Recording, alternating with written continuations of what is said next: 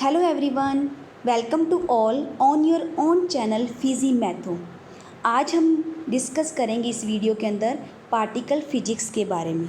ठीक है, इस वीडियो के अंदर हम दो टॉपिक ही कवर करेंगे।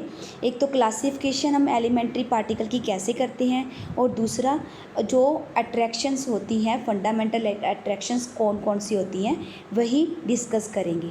ठीक है, तो हम स्टार्ट करने जा रहे हैं। आज का जो हमारा टॉपिक है क्लासिफिकेशन ऑफ एलिमेंट्री पार्टिकल। हम जो क्लासिफिकेशन होती है पार्टिकल्स की वो किसके बेस पे करते हैं? एक तो मास के बेस पे करते हैं, स्पिन के बेस पे करते हैं, और इंटरेक्शन के बेस पे हम जो भी पार्टिकल्स है एलिमेंट्री पार्टिकल्स उनकी जो है क्लासिफिकेशन करते हैं। ठीक है, फर्स्टली हम देखेंगे कि मास के बेस के ऊपर हम एलिमेंट्री पार्टिकल्स को कैसे क्लासीफाई करते हैं। ठीक है, तो फर्स्टली जो है क्लासिफिकेशन जो होगी हम मास के बेस के ऊपर, कि मास के बेस पे कौन सा पार्टिकल लाइटर है, कौन सा हैवी है, कौन सा मीडियोकर है, इसके बेस के ऊपर हम पार्टिकल्स को देखेंगे। फर्स्टली इनको तीन कैटेगरी के अंदर डिवाइड किया गया इन एलिमेंट्री पार्टिकल्स को, जो है कि फर्स्ट तो है लेप्टॉन, सेकंड है मेसॉन्स, और थर्ड है हेड्रॉन।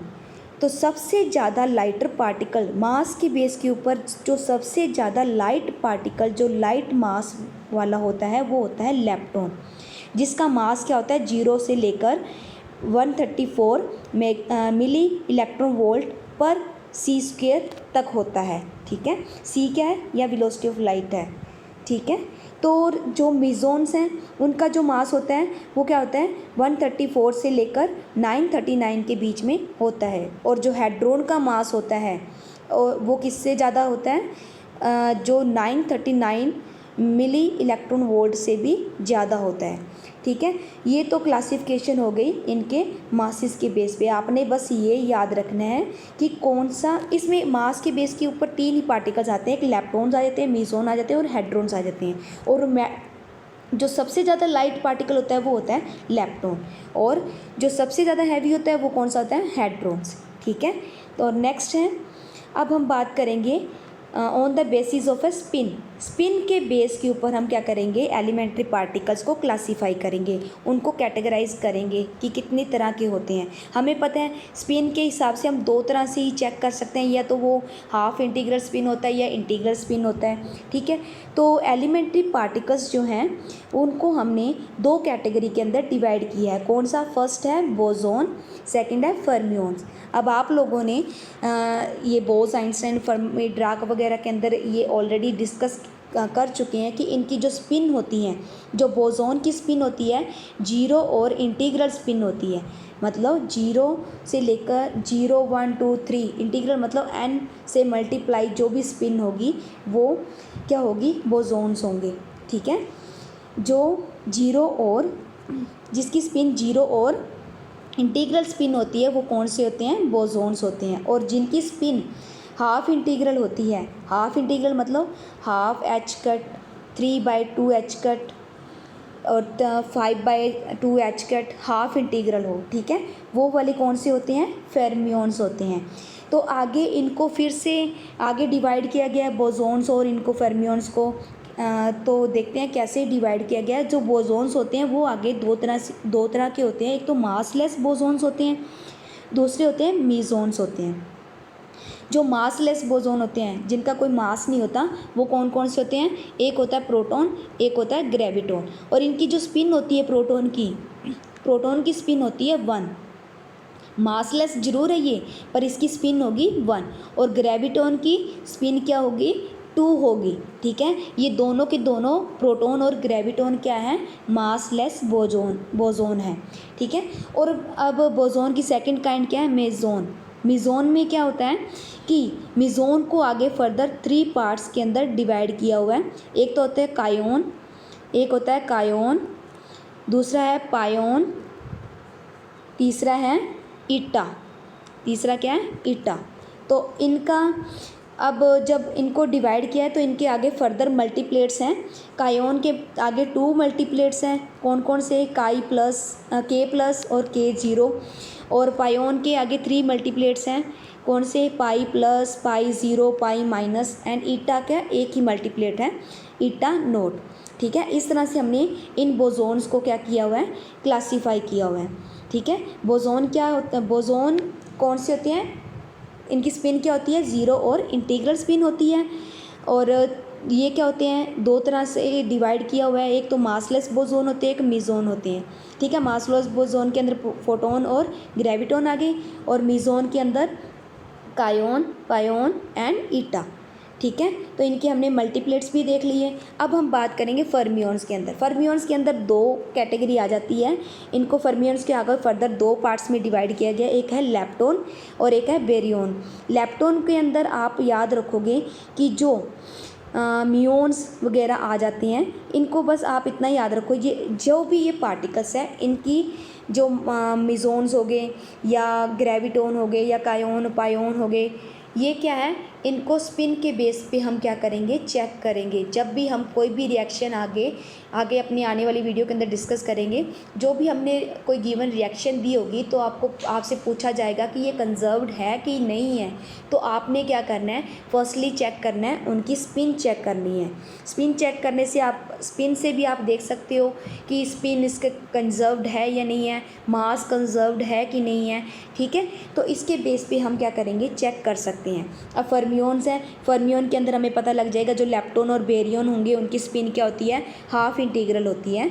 ठीक है, तो इसी हिसाब से हम इनकी जो क्लासिफिकेशन है एलिमेंट्री पार्टिकल्स की, वो स्पिन के बेस पे कर सकते हैं। नेक्स्ट है फर्मियन को आगे क्लासीफाई किया हुआ है कि लेप्टोन और इनको। अब फर्मियंस को याद कैसे करना है? इसमें क्या आ जाते हैं? इलेक्ट्रॉन, म्यून, ईटा। ठीक है, ये सभी आ जाते हैं, और ये इसके एंटी पार्टिकल्स हैं।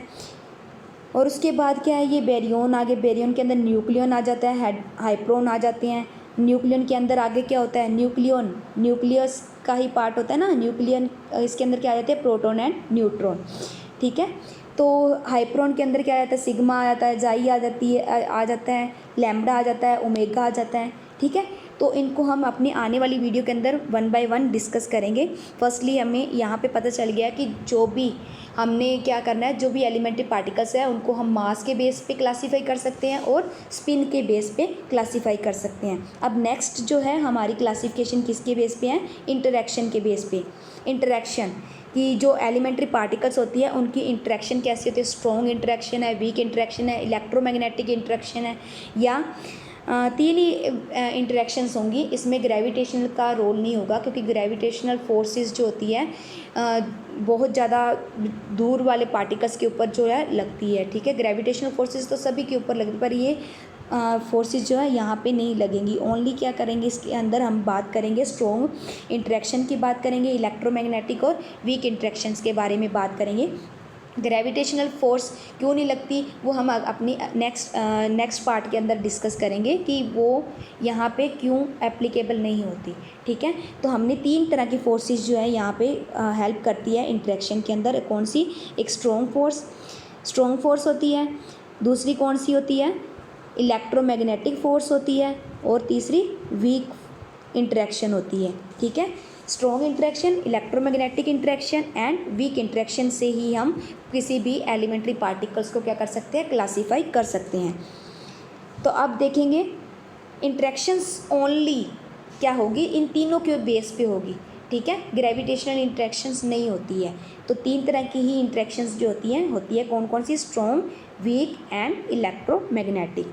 तो अब हम इनको एलिमेंट्री पार्टिकल को क्लासीफाई करेंगे। इसके अंदर 2 तरह के ही जो पार्टिकल है वो आते हैं। एक होता है लेप्टोन एंड हेड्रोन। जो भी आगे लेप्टोन को अब आपको पता है क्लासीफाई हम फर्दर कर सकते हैं, तो और हेड्रोन को भी आगे क्लासीफाई कर सकते हैं। पर जो भी लेप्टोन के अंदर कैटेगरी के अंदर जितने भी पार्टिकल्स आएंगे वो सारे के सारे क्या करेंगे? वो इलेक्ट्रोमैग्नेटिक एंड वीक इंटरेक्शन को क्या करेंगे? फील करेंगे, पर स्ट्रॉन्ग इंटरेक्शन को फील नहीं करेंगे। ठीक है, और हेड्रोन के अंदर क्या होता है कि ये तीनों की तीनों ही इंटरेक्शन को फील करेंगे, स्ट्रॉन्ग इंटरेक्शन हो, चाहे इलेक्ट्रोमैग्नेटिक इंटरेक्शन हो, चाहे वीक इंटरेक्शन हो।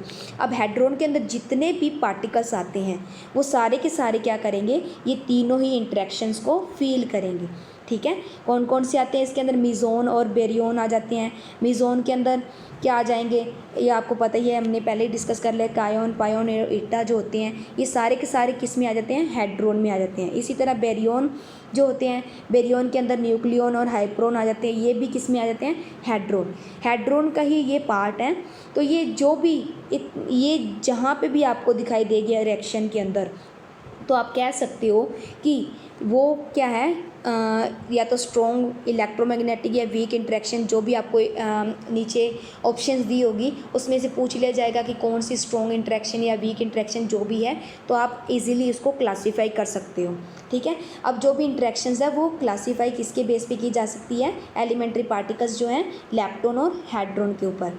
ठीक है, अब याद रखना बस लेप्टॉन के अंदर अकेली इलेक्ट्रोमैग्नेटिक एंड वीक इंटरेक्शंस होती है, स्ट्रॉन्ग इंटरेक्शंस नहीं होती, और हैड्रॉन के अंदर ये तीनों की तीनों इंटरेक्शन जो है होती है। ठीक है, अब नेक्स्ट हम बात करेंगे, ये तो हमारा टॉपिक हो गया है क्लासिफिकेशन ऑफ एलिमेंट्री पार्टिकल। हमने क्लासिफिकेशन कर लिया है, मास के बेस के ऊपर कर लिया है, और इंटरेक्शन के बेस के ऊपर कर लिया, और स्पिन के बेस पे कर लिए। ठीक है, अब हम बात करेंगे फंडामेंटल इंटरेक्शंस कौन कौन सी होती हैं। फंडामेंटल इंटरेक्शंस कौन कौन सी होती हैं, नेचर के अंदर 4 तरह की इंटरेक्शन जो है प्रेजेंट है। नेचर के अंदर 4 फंडामेंटल इंटरेक्शन जो होती है। ठीक है, फर्स्ट कौन सी है, ग्रेविटेशनल, सेकंड है इलेक्ट्रोमैग्नेटिक इंटरेक्शन, थर्ड है स्ट्रॉन्ग इंटरेक्शन, एंड फोर्थ है वीक इंटरेक्शन। ठीक है, फर्स्ट हम इन्हें 1 बाय 1 डिस्कस करेंगे। तो फर्स्ट जो है ग्रेविटेशनल इंटरेक्शन। ग्रेविटेशनल इंटरेक्शन क्या होती है, ग्रेविटेशनल कहाँ से है, ग्रेविटी से। अब आपको पता है 2 मास के बीच में जो इंटरेक्शन लग रही होती है, इसका मास m है और इसका मास स्मॉल m है, 2 मासेस के बीच में जो फोर्सेस लग रही होती है उसको क्या कहते हैं, ग्रेविटेशनल फोर्स कहते हैं। ठीक है, या कहते हैं ग्रेविटेशनल इंटरेक्शन।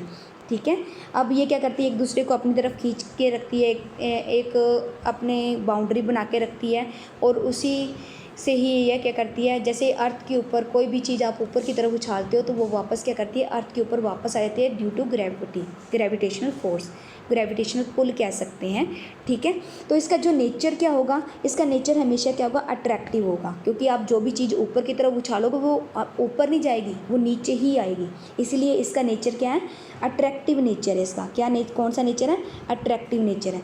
सेकेंड क्या है, ये फॉलो करता है इन्वर्स स्क्वायर लॉ को। इन्वर्स स्क्वायर लॉ को ये फॉलो करता है। 2 ऑब्जेक्ट के बीच का डिस्टेंस क्या होता है, आर। जो भी फोर्स आएगी वो क्या आएगी, 1/r का स्क्वायर में आएगी ना। फोर्स क्या होती है, 2 चार्जेस के बीच में, यहाँ पे मासेस हैं तो यहाँ पे मास लेंगे। ठीक है, फोर्स क्या होती है, ग्रेविटेशनल फोर्स क्या होती है, F = m1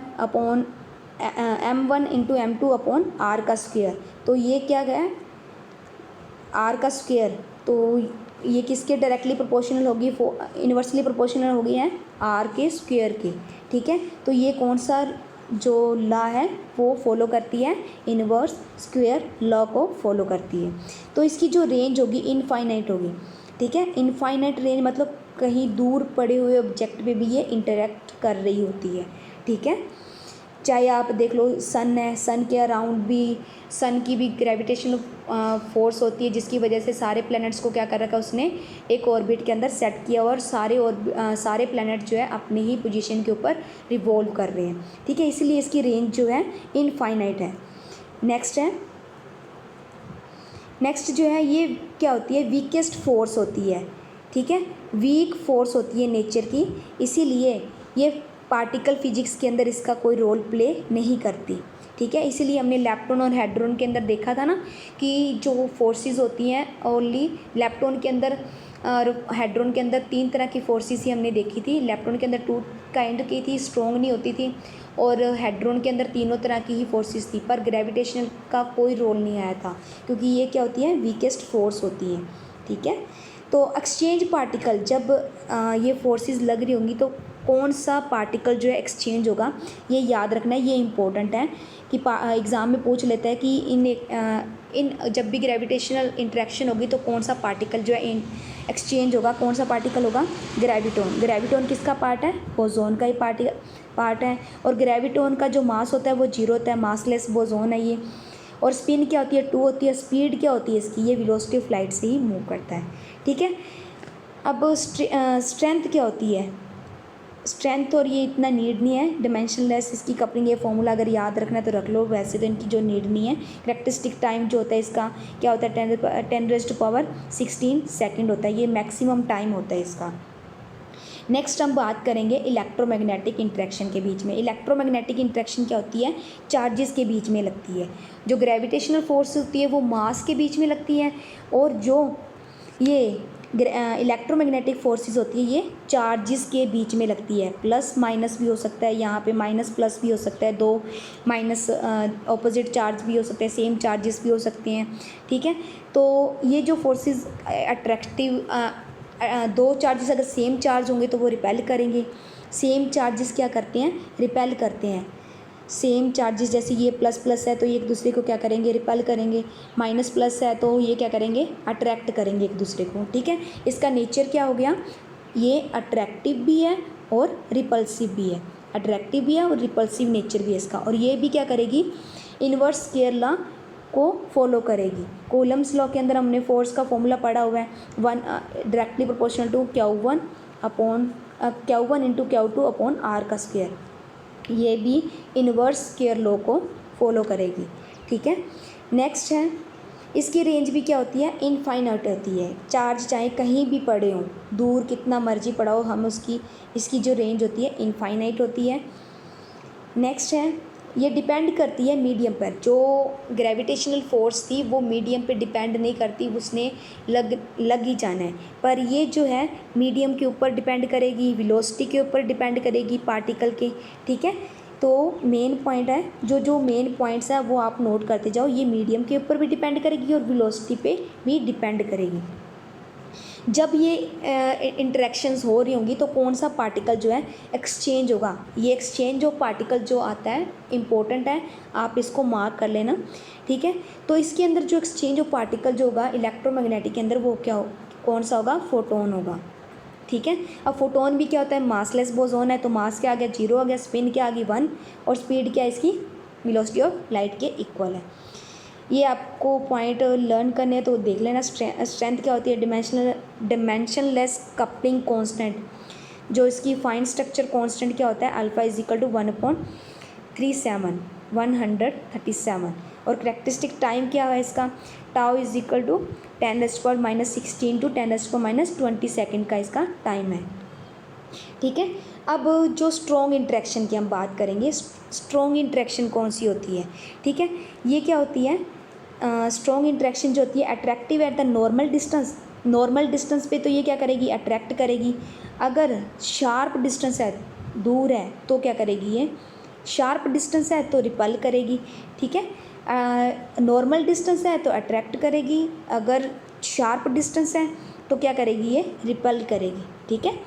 तो इसकी रेंज जो होती है 10⁻15 मीटर की होती है। और स्ट्रॉन्गेस्ट फोर्स इन नेचर, ये स्ट्रॉन्ग फोर्स होती है नेचर में, ठीक है। और जब ये लग रही होगी तो कौन सा पार्टिकल जो है एक्सचेंज होगा, पायोन, ठीक है।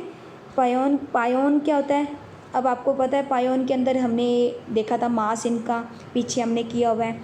तो पायोन के अंदर जो मास है इसका, पाई प्लस और पाई माइनस के लिए 139.5 मिली इलेक्ट्रॉन वोल्ट, और पाई 0 के लिए 137.5 मिली इलेक्ट्रॉन वोल्ट। और जो स्पिन होगी पायोन्स की वो होगी 0, और स्पीड जो होगी क्या होगी, लेस देन होगी स्पीड ऑफ लाइट से, ठीक है। उसके बाद है स्ट्रेंथ, देख लो इसकी, अगर नोट करना है वैसे इतना इम्पोर्टेंट नहीं है मास्टर कैडर के लिए, बस जो टाइम करेक्टरिस्टिक्स टाइम है वो देख लो। करेक्टरिस्टिक्स टाइम क्या होगा इसका, 10⁻23 सेकेंड का होगा, ठीक है। अब हम बात करेंगे वीक इंटरेक्शन की। वीक इंटरेक्शन के अंदर क्या होता है, ये रिस्पॉन्सिबल किसके लिए होती है, रेडियो एक्टिव डिके के लिए ये रिस्पॉन्सिबल होती है, जिसमें बीटा डिके होता है, बीटा प्लस और बीटा माइनस जो होते हैं, ठीक है, या जिसके अंदर ये क्या आ जाता है, म्यू आ जाता है, ठीक है, एंटी पार्टिकल्स आ जाता है। एंटी पार्टिकल्स के लिए न्यूट्रिनो आ जाता है। न्यूट्रिनो के अंदर तो वहाँ जिस रिएक्शन के अंदर न्यूट्रिनो आ जाए तो वो वाली रिएक्शन कौन सी होगी, वीक इंटरेक्शन होगी, ठीक है। तो इसकी जो रेंज होगी, ये रेंज कहाँ से कहाँ तक होती है इसकी, 10⁻⁻17 टू 10⁻18 सेकेंड, इसकी रेंज इतनी ही है, ठीक है। तो इस जब ये रिएक्शन होगी तो कौन सा पार्टिकल जो है एक्सचेंज होगा, कौन सा होगा, बोजोन। बोजोन के अंदर ये आ जाता है, वेक्टर बोजोन के अंदर W+-0 और Z वाले जो पार्टिकल्स हैं वो वाले किस में आ जाते हैं, बोजोन के अंदर आ जाते हैं, वेक्टर बोजोन के अंदर। लास्ट टाइम ये क्वेश्चन आया भी हुआ है मास्टर कैडर के अंदर कि कौन सा पार्टिकल जो है एक्सचेंज होगा बोजोन के अंदर, हमें ये दिया हुआ था, W+- और Z दिया हुआ था, ठीक है। तो बोजोन होते हैं जो इसमें W और W0 या Z जो इनका मास है वो गिवन है, बता रखा है यहाँ पे। स्पिन कितनी होती है, 1 होती है। स्पीड जो होती है वेलोसिटी ऑफ लाइट से कम होती है इसकी, ठीक है। उसके बाद क्या है, इसका जो करेक्टरिस्टिक टाइम होता है 10⁻⁻6 टू 10⁻13 सेकेंड का होता है। अब ये हमने डिस्कस कर लिया जो इंटरेक्शंस होती हैं, फंडामेंटल इंटरेक्शंस कौन कौन सी, gravitational interaction, electromagnetic interaction and strong interaction and weak interaction, ये हमने डिस्कस कर लिया है। तो उसके बाद क्या है, नोट क्या है, स्ट्रेंथ। अगर लाइफ टाइम किसी का कम होगा तो उसकी स्ट्रेंथ क्या होगी, ज़्यादा होगी, ठीक है। लाइफ टाइम अगर कम होगा तो उसकी स्ट्रेंथ ज़्यादा होगी, अगर लाइफ टाइम ज़्यादा हुआ तो उसकी स्ट्रेंथ क्या होगी, कम होगी। ये एक दूसरे के क्या होते हैं, इन्वर्सली प्रोपोर्शनल होते हैं। अब ऑर्डर देख लेते हैं, लाइफ टाइम ऑर्डर क्या होता है, कौन सा कैसे स्ट्रॉन्ग है, कौन सी कैसे वीक है, ठीक है। सबसे ज़्यादा स्ट्रॉन्ग लाइफ टाइम ऑर्डर के अकॉर्डिंग देखते हैं कि टाइम जो है सबसे स्ट्रॉन्ग, पहले जो एरो है जो इलेक्ट्रोमैग्नेटिक होती है वो स्ट्रॉन्ग से ज़्यादा होती है, वीक इंटरेक्शन जो होती है इलेक्ट्रोमैग्नेटिक से ज़्यादा होती है, और जो ग्रेविटेशनल है वो इलेक्ट्रोमैग्नेटिक से, जो लाइफ टाइम ऑर्डर है ज़्यादा होता है इनका, ठीक है। सबसे ज़्यादा किसका होता है, ग्रेविटेशनल इंटरेक्शन का लाइफ टाइम जो होता है करेक्टरिस्टिक टाइम ज़्यादा होता है, ठीक है। जितना इसकी ज़्यादा करेक्टरिस्टिक टाइम ज़्यादा होगा उतनी ही स्ट्रेंथ इसकी कम होगी, ठीक है।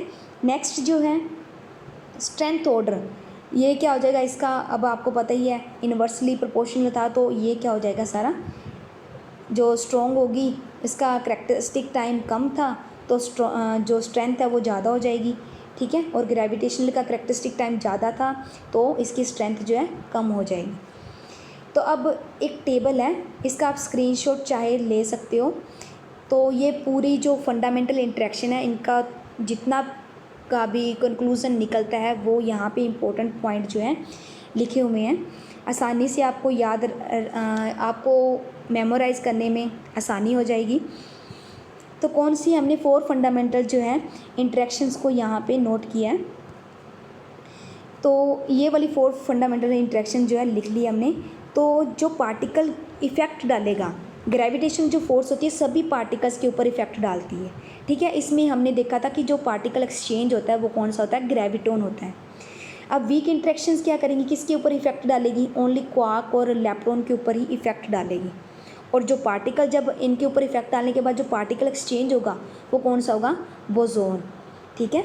आपने बस एग्ज़ाम में डायरेक्ट पूछ लेते हैं कि कौन से पार्टिकल जो है इफेक्टेड होते हैं इन इंटरेक्शन के द्वारा, या पूछ लेते हैं कि कौन सा पार्टिकल जो है एक्सचेंज हुआ है, तो आप ये टेबल आसानी से लर्न कर सकते हैं, ठीक है। तो उसके बाद है इलेक्ट्रोमैग्नेटिक जो होती हैं, इसमें इलेक्ट्रोमैग्नेटिक ओनली चार्ज पार्टिकल के ऊपर ही लगती हैं।